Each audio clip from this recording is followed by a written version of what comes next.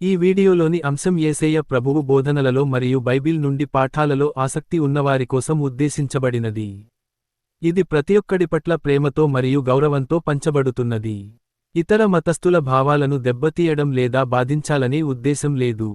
ప్రతివారిని open హార్ట్తో వీక్షించమని మరియు పాల్గొనమని ఆహ్వానిస్తున్నాము. Content of this video is intended for those interested in the teachings of Jesus Christ and the lessons from the Bible. It is shared with love and respect for all people and is not meant to offend or hurt the sentiments of individuals of other faiths. We welcome all to view and engage with an open heart. వేదనలు లేని ఇల్లు కనపడదు. కానీ ప్రభు చిత్తము మనం అనేక పర్యాయాలు అనుకుంటాం, ఇది ఎందుకు నాకు, అది అపవాది కలిగించే విసుగు. కానీ ఆ విసుగుకు భయపడక దేవుడు మాకు తోడుగా ఉన్నాడు. ఇది శాశ్వతమైన స్థలము కాదు, శాశ్వతమైన కాలముగా మనం ఉండము. అనేక పర్యాయాలు నా ఆరోగ్యము, మా ఇంటిలో ఆరోగ్యము, మా పిల్లల ఆరోగ్యం, కానీ పలాని సంవత్సరం జరిగిపోయింది, పలాని సంవత్సరం జరగాలి. ప్రభు అయిన యేసు నువ్వు ఎప్పుడు వస్తావు? ఆ ప్రార్థన మనం నేర్చుకోవాలి. ఆయన వస్తే బాగు. పౌలు అనేవాడు, నా మట్టుకైతే బ్రతుకుట క్రీస్తే, చావైతే లాభము అన్నాడు. ఈ మాటలో ఎంత అర్థం ఉందో, అది ఇంకా ఎన్ని సంవత్సరాలు నాకు పట్టవచ్చు అంటే బ్రతుకుతానని కాదు, బ్రతికిన దినాలలో ఎన్ని రోజులుగా దాన్ని అర్థం చేసుకుంటాను నాకు తెలియడం లేదు. అనేకులను బ్రతుకుతా కానీ బ్రతుకుట క్రీస్తు కొరకు అనుకుంటాను, కానీ ఆయన చావైతే లాభం అన్నాడు. అయినా ఎందు నిమిత్తం నేను ఉంటానో అది నీ చిత్తాన్ని నెరవేర్చుటకి అన్నాడు. ఈ విధంగా ఇవన్నీ ఆలోచన చేసినప్పుడు నూతన సంవత్సరం అని నా మట్టుకైతే నేను చాలాసార్లు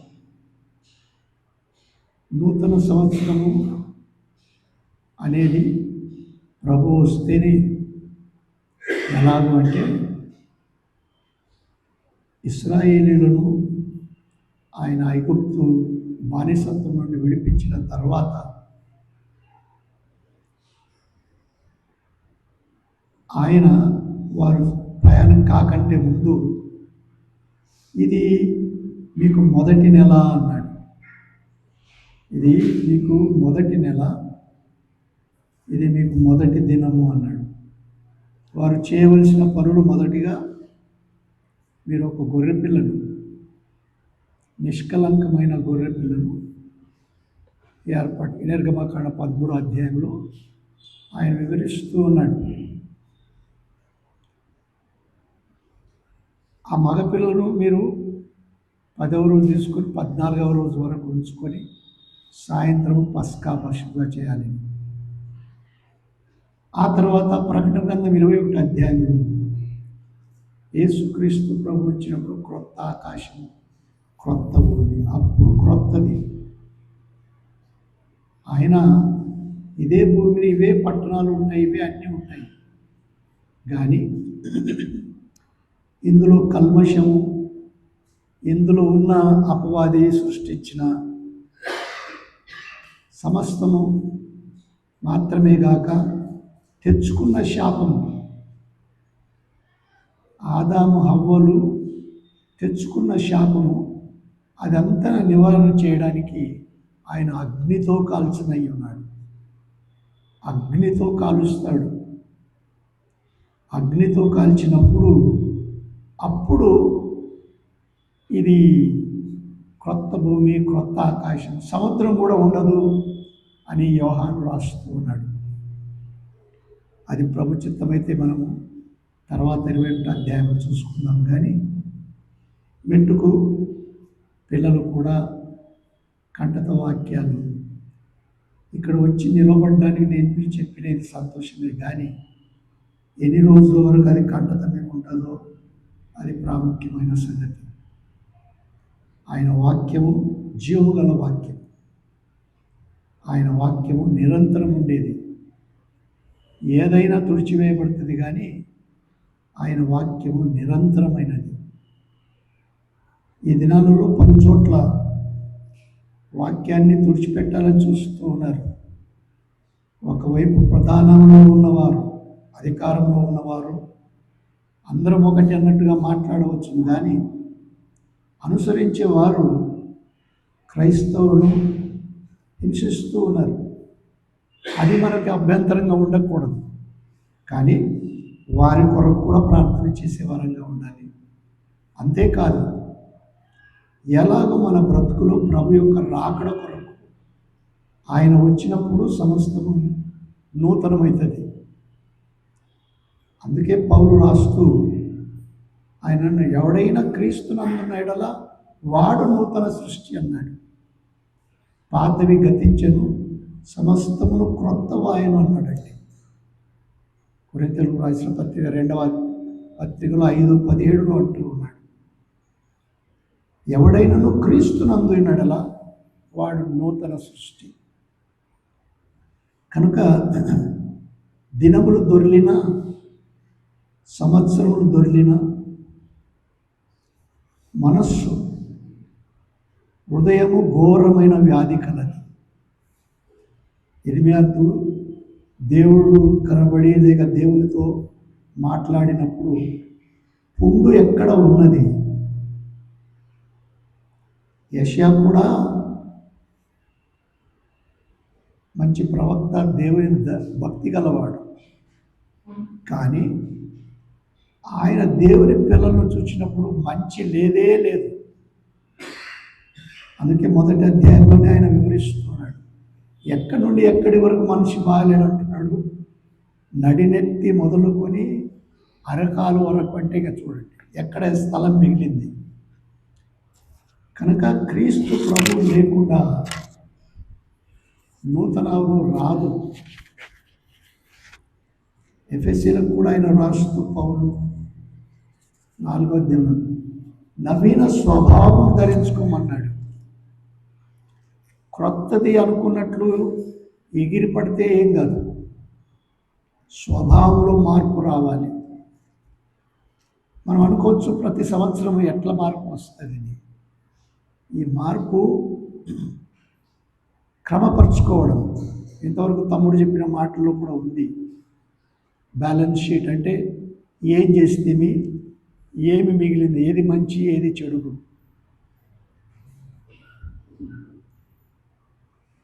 ఏది మంచి ఏది చెడుగు అని మనకు అందుకే మిమ్మల్ని మీరే పరీక్షించుకోండి అన్నాడు పౌలు. చాలాసార్లు ఎవరైనా ఎత్తి చూపితే కొందరికి కష్టంగా ఉంటుంది. మమ్మల్ని ఎత్తి చూపుచూ ఉన్నారు అన్నట్టుగా. కానీ గ్రహించటం మంచిదే. మీరు ఒకరితోనొకరు పంచుకోవాలి, ఒకరితోనొకరు నేర్చుకోవాలి. అసలు గాయం కలగజేయవాడే మేలు కలగజేస్తాడని ఉందండి. లేదు మాకు ఎప్పుడు మేగినట్లు ఉండాలనుకుంటే అది కొంత బాధాకరమైన సంగతి. అందుకే తండ్రి కూడా పిల్లలతో బెత్తం వాడాలి అని కూడా రాయబడిందండి. సరే, ఈ మాటలు నేను ఎందుకు చెప్తూ ఉన్నానంటే, వాక్యం చెప్పకంటే ముందు మధ్యాహ్నం కూడా కూడిక ఉంటుంది. ఎవరు బాధపడకండి, భోజనం ఉంటుంది, విన్నట్టుగా దండిగా ఉంటుంది, ఇప్పుడే రుచిగా ఉంటుందని కూడా ఊహిస్తాము. కనుక కొద్ది మాటలు ముందు చెప్పి భోజనం వచ్చిన వెంటనే నేను ఆపడానికి ప్రయత్నం చేస్తాను. అంతేకాక అమిత్ మరి ప్రమిళ కూడా కనపడుతూ ఉన్నారు, చాలా సంతోషము. దూరంలో ఇస్రాయెల్లో బాబు దేవానందం ఉన్నాడు, మరి ఎలాంటి పరిస్థితుల్లో ఉన్నాడో ప్రభువే కాపాడాలి. ఇంకా పోతే ప్రమిళ ఏమి, ఇంట్లో ఉన్న బంధువులేమి, ఒక్కొక్కరింటిలో మనకందరికీ ఒకే విశ్వాసం ఉండదు. కారణము నేను ఆలోచిస్తూ లేక అందరం ఆలోచించినప్పుడు ఆదామును మొదటిగా సృష్టించినాడు. ఎలా సృష్టించినాడు? భూమిలో నుండి, మంటిలో నుండి సృష్టించినాడు. నువ్వు మన్నే అని కూడా చెప్పబడతా ఉందండి. అయితే అవ్వను సృష్టించినప్పుడు ఆయన ప్రక్కటెముకలో నుంచి సృష్టించినాడు. అంటే దేవుడు తన శ్వాస ఊదిన తర్వాత మనుష్యుడైన ఆదాములో నుండి హవ్వను తీసినాడు. హవ్వను తీసినప్పుడు ఆదాము హవ్వలు క్షేమంగా ఉన్నారు. దేవుడు చెప్పినాడు, ఇదంతా మీ కొరకే అన్నాడు. కానీ దేవుడు, ఆయన సృష్టికర్త, ప్రతి మనిషికి స్వేచ్ఛనిచ్చినవాడు. ఇప్పుడు చాలాసార్లు కొందరు అనుకుంటారు, నాకు చాలా సంతోషం, శేఖర్ అన్న ఎవరిని పైకి రానియాడు, దేవునికి స్తోత్రం. అది అన్నవారికే తెలవాలి, విన్నవారికే తెలియాలి. ఎలాంటి దేవుడు కూడా స్వేచ్ఛనిచ్చినాడండి. పరిశుద్ధాత్ముడు ఉన్న చోట స్వతంత్రం ఉంటుంది. ఏ స్వేచ్ఛనిచ్చినాడు? మీరు ఏది కోరుకుంటారో కోరుకోండి, కానీ మంచి చెడ్డల తెలివినిచ్చు ఆ వృక్ష ఫలములు తినవద్దన్నాడు. ఎందుకు? తింటే మీరు శాశ్వతంగా ఇక బాగుపడరు. తినమని ఒప్పుకున్నారు. సర్పం వచ్చింది, ఎవరిని మోసగిచ్చింది? పురుషులు అనుకుంటారు అవ్వ అనుకుంటుంది ఏం చెప్పాలని చెప్పి. కానీ ఎందుకు, ఎలాగూ సర్పము అందుకే రాయబడిందండి, వాడు యుక్తి గలవాడు. ఎలాగూ ఎవరిని మోసపుచ్చాలి, ఎట్లు మోసపుచ్చాలి. మోసపుచ్చడంలో కూడా ఎలా మోసపుచ్చుతూ ఉన్నాడు? దేవుని మాటను తీసుకొని మోసపుచ్చుతూ ఉన్నాడండి. ఇది నిజమా? అనేక పర్యాయాలు ఫిర్యాదులు లేక ఈ వదంతులు అనేటివి, లేక సనుగు, ఒకరి మీద ఒకరు సనుగు, ఏదో ఒకటి చెప్పుకోవాలని చెప్పుకుంటూ ఉంటారు. ఏదో ఒకటి చెప్పుకోవాలని చెప్పుకుంటూ అంటారు. అందుకే పౌలు కూడా రాసినాడండి, ముసలమ్మ ముచ్చటలు వదిలివేయమన్నాడండి. పెద్దవారిని, వయసు గల స్త్రీలు, యవనస్తులకు నేర్పించాలని కూడా ఉంది. సరే, అవ్వతో ఇది నిజమా అన్నప్పుడు, అవ్వ ఆదాముకు దేవుడు చెప్పిన మాట, దేవుడు రోజు వచ్చి కలుస్తూ ఉన్నాడండి. దేవుని వాక్యం ఎందుకు చదవాలి అంటే, రోజు దేవునితో మనం కలుస్తూ ఉన్నామా లేదా, దేవుడు నాతో మాట్లాడినాడా లేదా, ఈ మనస్సాక్షి ఉంటే భక్తి గల భయం వస్తుంది. ఉదయాన్నే ఎందుకు ప్రార్థన చేసుకోవాలా? ఈ దినమంతటిలో నేను ఎలాగూ ప్రవర్తించాలి,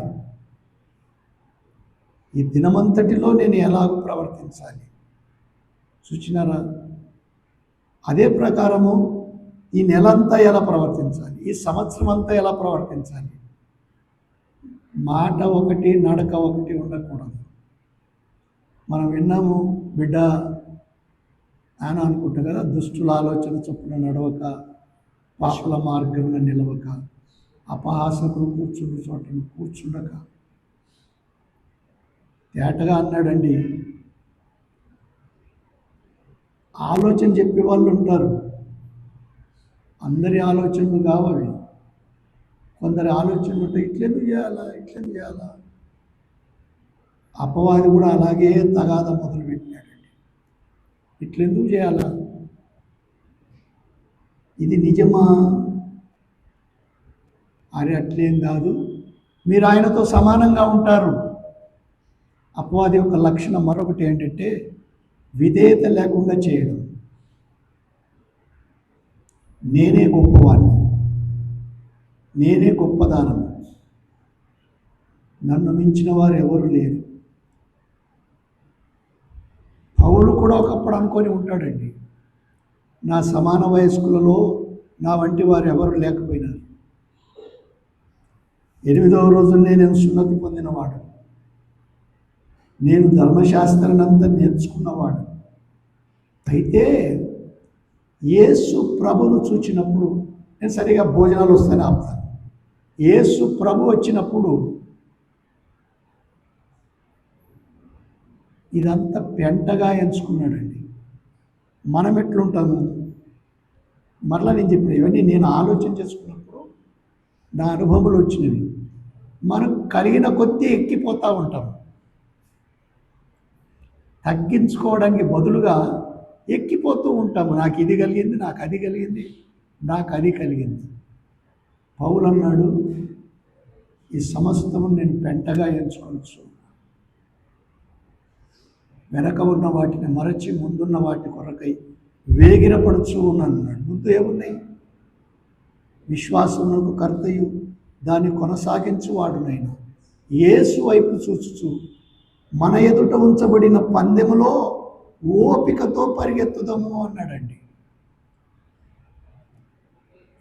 ఓపికతో పరిగెత్తడానికి ఆయన నేర్చుకుంటానన్నాడండి. సులువుగా చిక్కులు పెట్టు పాపం ఉంది, భారం ఉంది, దాన్ని విడిచిపెట్టాలి అన్నాడు. అంటూ యేసు ప్రభువు ఉదాహరణ తీసుకున్నాడండి.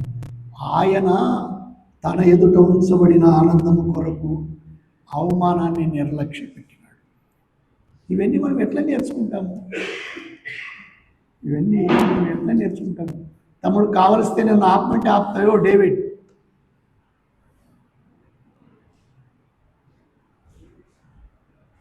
మీరు దయచేసి ఆపమంటే ఆపుతాను.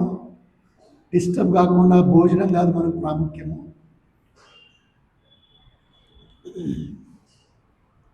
ఎందుకంటే మనం మధ్యాహ్నం కూడా పెట్టుకుందాము తృప్తికరంగా దేవుని మాటలు. నేను అనుకుంటూ ఉన్నాను, ఇవన్నీ ఊహలు. ఒకరోజు రావచ్చు. ఆమోస్ అన్నాడు, నేను అనుకున్నాను, దేవుని వాక్యమే దొరకకపోవచ్చు, మనకు విందామన్నా దొరకకపోవచ్చు, అంత కట్టివేయబడవచ్చు. కొన్ని దేశాలలో లేకపోలేదు, ఉంది. అప్పుడప్పుడు కొన్ని మెసేజెస్ వస్తూ ఉంటాయి, లేక యూట్యూబ్లో ముస్లింలైన వారు ప్రభువుని అంగీకరిస్తే కాల్చివేస్తూ ఉన్నారండి. అర్థమైందా? దేవుని మహాకృప. అలాంటి ఇబ్బందులలో మనం ఉంటే మన సాక్ష్యం ఎట్లా ఉండేది? పరీక్షించుకోవాలి ఎంతవరకు. అందుకే యాకోబు కూడా అన్నాడు, మనం ఎంత సైజ్ లేదు, క్షమించండి, పౌలే అన్నాడు కొరింథీయులకు రాసిన మొదటి పత్రిక 10వ అధ్యాయం 13వ వచనం. ఏమన్నాడు? మనుషులకు కలుగు శోధన తప్ప మరేమి మీకు కలగలేదన్నాడు. దొరికిందా? కొరింథీయులకు రాసిన అని పౌలన్నను కూడా మర్చిపోయినాను. చాలా రోజుల తర్వాత కనపడతా ఉన్నాను. పౌలన్న, స్వర్ణమ్మ. సాధారణముగా మనుషులకు కలుగు శోధన తప్ప మరి ఏది మీకు సంభవింపలేదు అన్నాడండి. విన్నారా? మరి ఏమీ మీకు సంభవింపలేదు. దేవుడు నమ్మదగినవాడు, మీరు సహింపగలిగినంత కంటే ఎక్కువగా ఆయన మిమ్మును శోధింపబడనీయడు. విన్నారా? ఇంకా అవన్నీ మాటల తర్వాత మనం చూసుకుందాం. కానీ సాధారణంగా మనుషులకు కలిగేది అంటే వాళ్ళకు కలుగుతాయి, మనకు కలుగుతాయి. కానీ మనం ఒకసారి విడ్డూరంగా చెప్పుకోవచ్చు మేము, ఒకసారి చెప్పకుండా దాచుకోవచ్చు మేము. మరలా యాకోబు అన్నాడు, మీరు ఒకరితో ఒకరు పిలిపించుకొని ప్రార్థన చేయించుకోండి అన్నారండి. లేదని కాదు. సరే, మెట్టుకు హవ్వ పరీక్షింపబడినప్పుడు పండును చూసింది, దానిలో ఎన్ని కలర్లు చూసిందో చూడండి. ఆయన వాడు ఎంత యుక్తిపరుడంటే, మీరు దేవునితో సమానంగా ఉంటారన్నప్పుడు, అరే ఈయన రోజు వచ్చి మాకు చెప్పడం ఏంటి? మనం కూడా అనుకుంటాం, ఆయనైనా మాట్లాడేది నేను కూడా మాట్లాడగలుగుతాను. ఆయనైనా పాడేది, నేను కూడా పాడగలుగుతాను. ఆమెనే పలాని వస్త్రం ధరించుకుంటుందా, నేను కూడా ధరించుకుంటాను. దేనిలో నేను తక్కువ? ఇది నిజమా అన్నప్పుడు వెంటనే ఏం చేసింది? ఎవరి మాట విన్నదండి? తన మనస్సాక్షి మాట. దేవుడు అదే కోరి చెప్పినాడు. దేవుడు ఇచ్చినది నువ్వు ఏది కోరుకుంటావో కోరుకో. సంవత్సరాలు వస్తాయి, బ్రతికి ఉంటే దినాలు వస్తాయి, కానీ ఏది కోరుకుంటావు? ఆమె కోరుకున్నదండి. అప్పుడు ఆదాం ప్రక్కలో లేనట్టే ఉన్నాడు. చదువు బాబు, ఆదికాండం 3వ అధ్యాయం. దేవుడే యెహోవా చేసిన సమస్త భూజంతులలో సర్పము యుక్తి గలదై ఉండెను. అది ఆ స్త్రీతో, ఇది నిజమా? ఈ తోట చెట్లలో దేని ఫలములనైనను మీరు తినకూడదని దేవుడు చెప్పేనా అని అడిగాను. అందుకు స్త్రీ, ఈ తోట చెట్ల ఫలములను మేము తినవచ్చును, అయితే తోట మధ్య ఉన్న చెట్టు ఫలములను గురించి దేవుడు మీరు చావకుండునట్లు వాటిని తినకూడదనియు వాటిని ముట్టకూడదని మాట కలిపిందండి. ఇదే ఫిర్యాదులు సనుగు వచ్చినప్పుడు మనం ఉన్నది ఉన్నట్టు మాట్లాడకపోతే ఇంకోటి కలిపి చెప్తారండి. ఇంకా చదువు. ముట్టకూడదని చెప్పినని సర్పముతో అనేను. అందుకు సర్పము, మీరు చావనే చావరు, ఏలనగా మీరు వాటిని తినుదినమున మీ కన్నులు తెరవబడుననియు మీరు మంచి చెడ్డలను ఎరిగిన వారే దేవతల వలె ఉందురనియు దేవునికి తెలియనని స్త్రీతో చెప్పగా, దేవుని తెలుసు మీకు దాచిపెట్టినాడమ్మా, మీరు ఈ లోకంలో ఉండగా అన్ని అనుభవించవచ్చు. అదే మాట నాకు జ్ఞాపకం వస్తుంది. మొదటి మాట అయ్యుండొచ్చు, అవ్వ తినొచ్చు, పువ్వు కావచ్చు. ఇంకేంటి? స్త్రీ ఆ వృక్షము ఆహారమునకు మంచిదియు కన్నులకు అందమైనదియు వివేకమిచ్చు రమ్యమైనదినై ఉండుట చూచినప్పుడు ఆమె దాని ఫలములలో కొన్ని తీసుకొని, ఆ మాట నాకు కావాలి. ఆమె పండు చూపినారు కానీ ఒక పండు తిన్నదా, ఎన్ని తిన్నది? కొన్ని తీసుకొని దాని ఫలములలో ఆమె దాని ఫలములలో కొన్ని తీసుకొని తిని, ఈ ఒక్కటి కొరికి చూసినప్పుడు అన్నిట్లో చూపుతూ ఉంటారంటే కోరిక చూసినట్టుగా కాదు కాదు కాదు. ఒకటి తిన్న తర్వాత అరే ఇంకా మేలు చేస్తుందా, ఇంకొకటి తింటా. పాపములో కాలు పెడితే మునిగిపోతూనే ఉంటామండి. జాగ్రత్త జాగ్రత్త జాగ్రత్త. దాని ఫలములలో కొన్ని తీసుకొని తిని తనతో పాటు తన భర్తకును ఇచ్చెను. ఇదే తెలివచ్చింది తనతో పాటు తన భర్తకును ఇచ్చెను. ఈ భర్తల గురించి నేను తేటగా చెప్తానండి. కూర్చోరంటే కూర్చుంటారు, లేరంటే లేస్తారు. ఆది నాని ఈ దినం విడిచిపెట్టండి. ఏమిరా ప్రమిళ, నేను నీతో ధైర్యంగా అనొచ్చు, రాము లేడు కనుక. కూర్చోరంటే కూర్చుంటారు, లేరంటే లేస్తారు. ఆదామును చేసిందా లేదా? ఉన్నది ఉన్నట్టుగా చూసుకుందాము.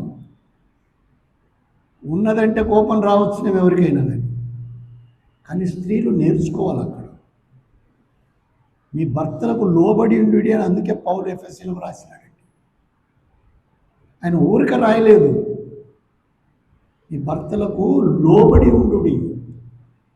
ఇంకేం చేసింది? తన భర్తకును ఇచ్చాను, అతడు కూడా తినెను. అతడు తిన్నాడండి.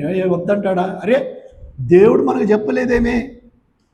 అరే నేను చెప్తే మరి ఇది వేరైపోతుంది, దీన్ని ఎట్లా ఇడిచి నేను ఉందును? సరే నేను కూడా అంటే ఎవరికి అవిధేయుడైనాడు, ఎవరికి లోబడినాడు? దేవునికి అవిధేయుడు. ఎవరికి లోబడినాడు? అప్పుడు భార్య. సరే సాతాను, సరే ముందు భార్యకు లోబడినాడు. తెలుసు కదా ఆయనకు సాతాను ఏం చేసిందని. భార్యకు లోబడినాడు. అయ్యా తీసుకో అంటే తీసుకుంటా. నువ్వు చెప్పింది దేవుడు చెప్పింది మళ్ళీ చూద్దాం. ఆయనతో ఎట్లన్నా బొంకొచ్చు మనం. అపవాది ఎవరికి జనకుడు? అబద్ధములకు జనకుడు. ఎక్కడ పుట్టిందో చూసినారా? అబద్ధములకు జనకుడు. అప్పుడు వారిద్దరు కన్నులు తెరబడెను. కన్నులు తెరవబడి అంటే అర్థం ఏంటంటే చెడుపు కనపడతా, చెడు పడిపోయినారు వాళ్ళు. అపవాది శోధనలోకి దిగినారు. పాము కరిచిందంటే దాని విషయము ఎంతసేపు పట్టదండి. మరి ముఖ్యంగా నాగుపాము విషయము ఇది చంపేస్తుంది. కనుక ప్రభు చెప్పినారు, మీరు తినుదినంన నిశ్చయంగా చచ్చెదరు. చచ్చినారా లేదా? మరి చచ్చినారు. మన పాపం, మీరు మీ పాపముల చేతును అపరాధముల చేతును చచ్చినవారు. ఆత్మలో ఎట్లా చచ్చిపోతివి? ఆదామే చచ్చిపోయినాడు, అవ్వనే చచ్చిపోయింది. వాళ్లకు రక్తము మాంసము శరీరము ఉంది కనుక పిల్లలను కన్నారు. ఆ పిల్లల నుండి మనం వచ్చినాం. ఆత్మ జీవింప చేయబడాలంటే యేసుక్రీస్తునందు విశ్వాసం ఉంచుటను బట్టి జీవించాలి. నా మాట విని నన్ను పంపిన వాని అందు విశ్వాసం ఉంచువాడు నిత్య జీవము గలవాడు, అంత్య దినమున వాని లేపుదును అన్నాడు. లేకపోతే నేను ప్రభువా క్రొత్త సంవత్సరం వచ్చి పాట పాడలేదా? ఫలాని రోజున వచ్చి నీకోసం స్తోత్రం చెప్పలేదా? నీవే సాక్ష్యం ఇచ్చితివి అని ప్రభు అడుగుతాడు. నిన్ను ఎరగను నేను. నీ మాటలతో పని లేదు, నీ కోతలతో నాకు పని లేదు. ఉన్న కాలాన చూడండి ఎక్కడి నుంచి ఎలాగో తప్పులు ప్రారంభమైనాయో. ఆమె వెంటనే చెప్తే వీళ్ళిద్దరు ఏం చేసినారు? ఇక వీళ్ళు చదువు బాబు. ఆ తర్వాత మనకు తెలిసిన మాటలే. వారు తాము దిగంబరులమని తెలుసుకొని ఇప్పుడు తెలుసుకున్నారట. పైన 2వ అధ్యాయంలో వారికి దిగంబరులు అనేది ఏం అర్థమే లేదు. పాపం అంటే తెలియదు వారికి. ఇప్పుడు అర్థమైందండి. అర్థమై ఏం చేస్తూ ఉన్నారు? అంజూరపు ఆకులు కుట్టి తమకు కచ్చడములను చేసుకునిరి. అదే ఈ లోకంలో జరుగుతుంది. దేవుడు అనేవాడు లేడని ఎవరు సాధారణంగా చెప్పరండి. అంతటా అందరూ చెప్తారు. నేను చైనాకు పలుసార్లు వెళ్ళినాను. వాళ్లకు ముందు బుద్ధ మతము అవి ఇవి ఉండేవి.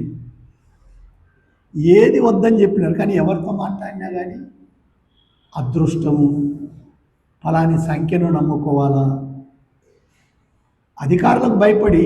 కానీ అందరికీ అంధత్వంలో కొన్ని నమ్మకాలు లేకపోలేదు. ఇది చేస్తే మాకు మేలు కలుగుతుంది, ఇది చేస్తే. దాని అర్థం ఏంటి? దేవుణ్ణి విడిచి అనేకమైన వాటిని నమ్ముకుంటూ ఉన్నారు. మనము అతిశయపడాల్సింది ఒకటి, జీవము గల దేవుణ్ణి ఎట్లా నమ్ముకోగలిగినాము, లేక ఎట్లు రాగలిగినాము. ఆయన కృప. అందుకే పౌలే అన్నాడండి, చదువుతా బాబు 2వ అధ్యాయం ఎఫెసీలకు రాసిన పత్రిక 2వ అధ్యాయం 6వ వచనం నుంచి చదువు. క్రీస్తు యేసునందు ఆయన మనకు చేసిన ఉపకారము ద్వారా అత్యధికమైన తన కృపా మహాదైర్ఘ్యమును రాబో యుగములలో కనపరచు నిమిత్తము క్రీస్తు యేసునందు మనలను ఆయనతో కూడా లేపి పరలోకమందు ఆయనతో కూడా కూర్చుండబెట్టాను. మీరు విశ్వాసము ద్వారా కృపచేతనే రక్షింపబడి ఉన్నారు. విశ్వాసము ద్వారా కృపచేతనే రక్షింపబడి ఉన్నారు. ఇది మీ వలన కలిగినది కాదు, దేవుని వరమే. అది ఇది మన వలన కలిగినది కాదు, దేవుని వరమే. వరం అంకెమన్నాడు. అది క్రియల వలన కలిగినది కాదు, క్రియల వలన అస్సలు కలిగినది కాదు గనుక ఎవడును అతిశయపడ వీలు లేదు. ఇది ఒకటి. ఇంకోటి అతిశయం, ఒట్టి అతిశయం. లోపల ఏముండదు, ఓటి కుండ అతిశయం. చూచినారా? పరిశుద్ధాత్ముడు పౌలు ద్వారా ఎట్లా వివరిస్తూ ఉన్నాడు. విశ్వాసము ద్వారా కృపచేతనే మీరు రక్షింపబడి ఉన్నారు. ఇది దేవుని వరము, ఇది మీ వలన కలిగినది కాదు, క్రియల వలన కలిగినది కాదు. విన్నారా? కనుక ఆమె క్రియ చేయబోయింది అవ్వ. ఈ పండు తిని, అరే దేవా మమ్మల్ని దేవతల కంటే కొంచెం తక్కువ దేవతలతో వదిలిపెట్టు, లూసిఫర్ మమ్మల్ని నీతో సమానురాలుగా చేస్తుంది. అపవాది కలిగించిన గుణము ఈ శరీరంలో నుండి పోవాలంటే అంత సులభము కాదు. పౌలు లాంటి మహాభక్తుడు నాయందు అనగా నా శరీరమందు ఏ మంచిగా నివసింపదని నేను ఎరుగుదు. నేను ఇప్పటికీ ఆ మాట చెప్పలేకుండా చాలాసార్లు బాధపడతానండి. ప్రసంగం చేసి ఉండవచ్చు, కానీ ఇతరులతో పంచుకున్నప్పుడు నాయందు అనగా నా శరీరమందు ఏ మంచిది నివసింపదని నేను ఎరుగుదును. మనం ఎరుగుదుమా? మనం ఒప్పుకుంటామా? అంతేకాదు, ఎన్నిసార్లు మనం ఎరులేదు. పాపను రక్షించుటకు క్రీస్తు యేసు లోకములకు వచ్చిన వాక్యము నమ్మదగినది, పూర్ణాంగీకారమునకు యోగ్యమునై ఉన్నది. అట్టి వారిలో నేను ప్రధానుడను. ఏమయ్యా నన్ను పాపి అంటావు, ఏమయ్యా నన్ను తప్పు చేసిన వాడు అంటావు, ఏమయ్యా? అంతేకాదు, మరొకరి దగ్గర పోయి ఏడ్చి చెప్పుకుంటామండి, ఆయన నన్ను పాపి అన్నాడు. వాళ్ళు కూడా కలిసి ఏడుస్తారండి. అపవాది చెరిపేది ఇట్లనే. అయితే పౌలు ఏమన్నా, అయినను నిత్య జీవము నిమిత్తము తనను విశ్వసింపబో వారికి నేను మాదిరిగా ఉండులాగున యేసు ప్రభు తన దీర్ఘశాంతము అట్టి ప్రధాన పాపి అని నాయందు కనపరచినట్లు నేను కనికరింపబడి తిని. నేను ఊరికే దేవుని బిడ్డను కాలేదు, నాయన మంచిది లేదు, కనికరింపబడి తిని. తల్లి గర్భమున పుట్టినది మొదలుకొనని మరొక చోట రాస్తూ ఉన్నాడు. విన్నామా? మనం ఎప్పటి నుండి దేవుని పిల్లలంగా ఉన్నాము. ఆయన నిర్మించుకున్న జగత్తు పునాది వేయబడకంటే ముందే. కానీ మనకు తెలిసినప్పటి నుండి అయినా పరిశుద్ధాత్ముడు మనల్ని ప్రేమించి పాపమును ఒప్పింపజేసినప్పటి నుండి అయినా, ప్రభువా నేను నీ బిడ్డను, నేను ఎట్లా ప్రవర్తించాలి బాబా, అది వచ్చింటే నాకు చెప్పు, నేను మధ్యాహ్నం మరలా మొదలు పెట్టగలను. ఇదంతా పరిశుద్ధాత్మ చేతిలో నన్ను పెట్టుకుని నేనేం అతిశయపడ్డా చెప్పడం లేదు. ఎలాగో మనము పౌలు వలె ఇప్పుడు కట్ట నేర్చుకునే పిల్లలు నేర్చుకోవాలి, చెప్పాలి. పౌలు ఎన్ని పత్రికలు రాసినాడు ఎవరైనా చెప్తారా? రిబ్కా మొద్దు ఎన్ని పత్రికలు రాసినాడు?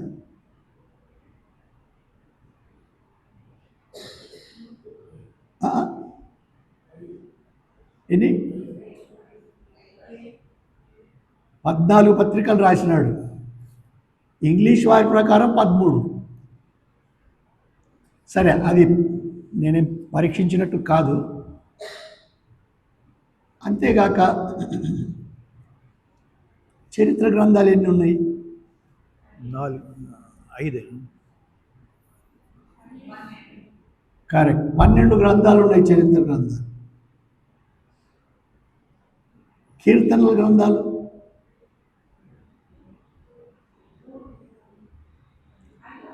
5. కంటత నేను నేర్చుకునేది ఎలా అంటే, మోషే రాసినది ఎన్ని, చరిత్ర గ్రంథాలు ఎన్ని, అది ఎలాగో ఎలా అది అంతమవుతుంది, ఆ తర్వాత ఎజ్రా నేమే ఏస్తేరుతో అంతమవుతుంది చరిత్ర గ్రంథాలు. ఆ తర్వాత ఎలాగూ యోబుతో మరి 5 పుస్తకాలు, ప్రవక్తలు, ఆ తర్వాత పెద్ద ప్రవక్తలు వారు ఆ విలాప వాక్యాలు ఇర్మియా రాసినాడు. ఇవన్నీ 12 చిన్న ప్రవక్తలు. ఇట్లా అనుకుంటే సరిగా 39 అనుకోవాలి. అంతేగాని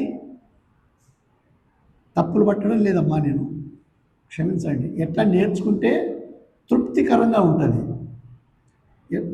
ఎందుకంటే నాకంటే లక్షల పైనున్న భక్తులు ప్రయాసపడి ఇవి కూర్పు చేసినారు పరిశుద్ధ గ్రంథం. వీటిని ఎట్లా కూర్పు చేయాలి, ఎలాగో ఉంచాలి. అందుకే కొన్ని ముందు రాయబడినవి వెనక ఉన్నట్లుంటాయి, వెనక రాయబడినవి ముందు ఉన్నట్లుంటాయి. సరే, అది నిమిత్తం కాదు. కానీ మనకు నూతనంగా ఏది ఎలాగో ప్రారంభించాలి. దేవుడు ప్రతిదానికి వారికి నిర్ణయించినాడు. విన్నాం కదా,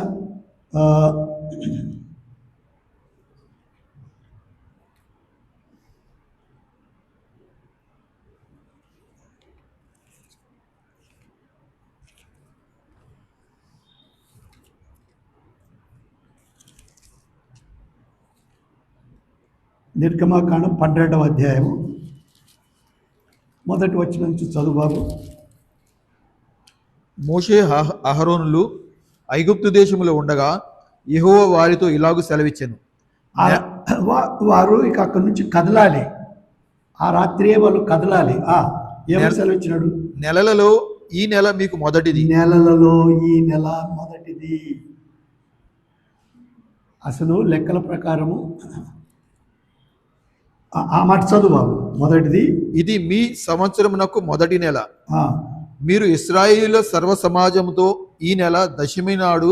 సరే, ఈ నెల మొదటిది అన్నాడు, కానీ ఇశ్రాయేలీల క్యాలెండర్ ప్రకారము వాళ్ళకు నెలకు 30 రోజులు, సంవత్సరానికి 360 దినాలు. ఆ తర్వాత గ్రెగేరియన్ క్యాలెండర్ అని మనకు ఇప్పుడు ఉండే ప్రస్తుతము ఆచరణలో ఉండే క్యాలెండర్లో 365 దినాలు, 4 సంవత్సరాలకు ఒకసారి 366. మన జనవరి మనం మొదటిది అనుకుంటాము, వారిది మార్చ్ ఏప్రిల్ మధ్యలో వస్తుంది. అది సరే, అది నిమిత్తం లేదు, కానీ మెట్టుకు ప్రభు వారికి ఏర్పరుస్తూ ఉన్నాడు. ఎప్పుడు వారు అక్కడి నుండి ప్రారంభం కావాలి అంటే నూతనం ఎప్పుడు అవుతా ఉంది, ఎప్పుడు మనం అందుకే అనేకులు మనలో కూడా అందరం అనుకుంటా నిర్ణయాలు, ఈ దినం ఇది చేయాలా, ఈ దినం అది చేయాలా, ఈ దినం పలానా చేయాలా, పలానా బాగానే ఉన్నాయి.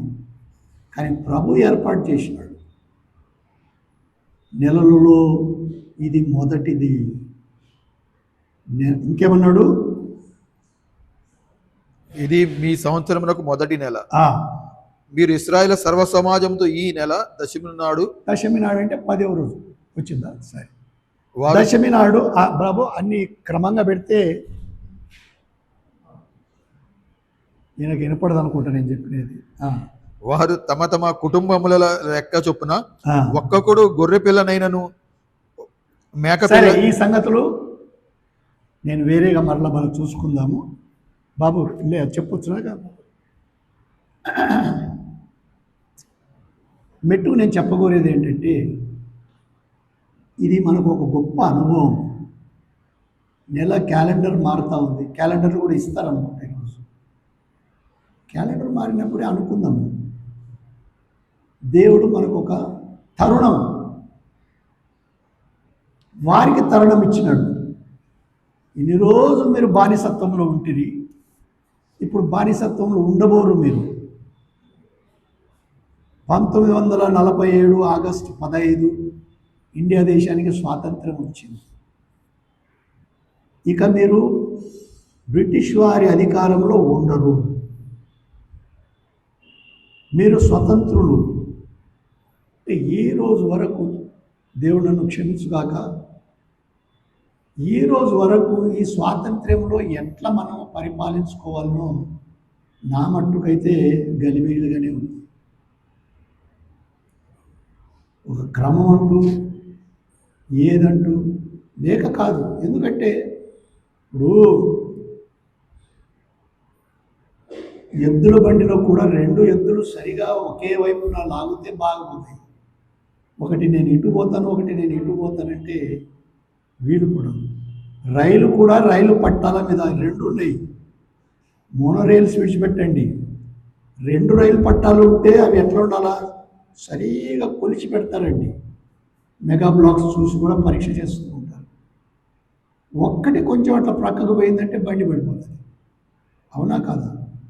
ఆ ప్రకారమే ప్రతి విషయంలో క్రమశిక్ష. నేను ఇది చేయాలనుకుంటే అది చేయాలి, ఇది చేయకూడదంటే అది చేయకూడదు. సరే, ఇప్పుడు మనం క్రమంగా భోజనాలు సిద్ధపడినారు. చిన్న ప్రార్థన చేస్తాను. కనికరంగా మా ప్రభువా, మా తండ్రి, ఈ జనవరి 1వ తేదీ 2026 సంవత్సరం మాకు అనుకూలపరిచి బేతేల్లో కూడకలుగునట్టుగా చేస్తే నేను స్తుతిస్తున్నాను.